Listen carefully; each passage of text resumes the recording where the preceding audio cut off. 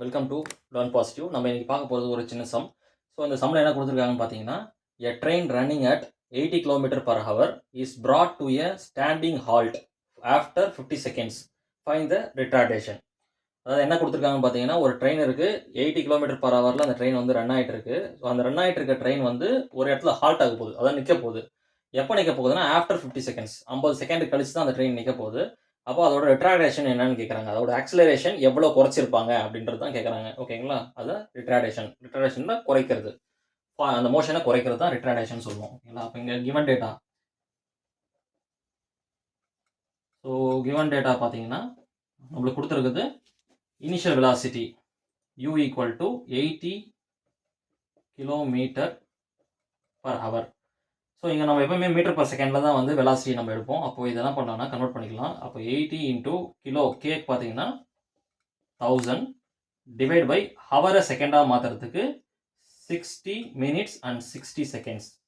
ஓகேங்களா, அப்போது metre per செகண்டாக இதை கன்வெர்ட் ஆகிறோம். அப்போ இதை பார்த்தீங்கன்னா 80 இன்டூ இது பார்த்தீங்கன்னா 80,000 டிவைட் பை 60 இன்டூ 60ன்றது 3600. இதோட வேல்யூ பார்த்தீங்கன்னா 22.22 மீட்டர் பர் செகண்ட் வருது. ஓகேங்களா, ஸோ கிவன் டேட்டா வந்து இனிஷியல் வெலாசிட்டி கண்டுபிடிச்சாச்சு. அப்போ இதோட ஃபைனல் வெலாசிட்டி என்ன அப்படின்னு பார்த்தீங்கன்னா, ரன்னிங்கில் இருக்க ட்ரெயின் ஒரு இடத்துல ஸ்டாப் ஆக போகுது, ஹால்ட் ஆக போகுது. ஓகேங்களா, அப்போ ஹால்ட் ஆக போகுதுன்னா ஃபைனல் வெலாசிட்டி அது 0க்கு எடுத்துகிட்டு வந்துடும்.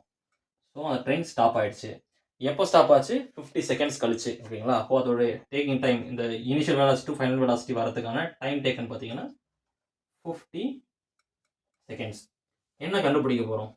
டு ஃபைண்ட் அதோட ரிட்ரார்டேஷன் எவ்வளோன்னு சொல்லி கண்டுபிடிக்கிறோம். அப்போ ரிட்ரார்டேஷன்னா ஆக்சிலரேஷன் எவ்வளோ குறைச்சிருக்காங்க அப்படின்றது தான் நம்ம கண்டுபிடிக்கிறோம். ஸோ டு ஃபைண்ட் வந்து ஏ ஆக்சிலரேஷன். ஓகேங்களா, ஸோ சொல்யூஷன் பார்ப்போம்.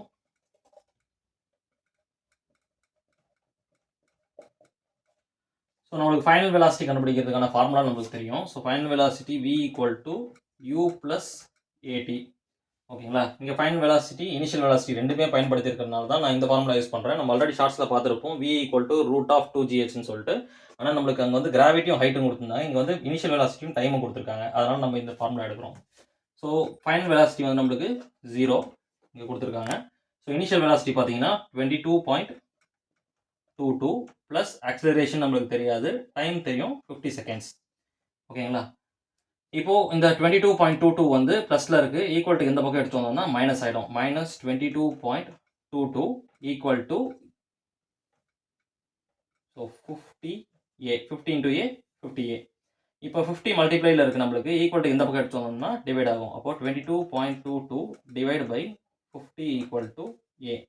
அப்போ இதோட வேல்யூ பார்த்தீங்கன்னா மைனஸ் 0.444 ஈக்குவல் டு ஏன்னு வருது. அப்போ ஏவோட வேல்யூ ஆக்சிலரேஷன் எவ்வளோ குறைஞ்சிருக்குன்னு பார்த்தீங்கன்னா minus 0.444 metre per second square.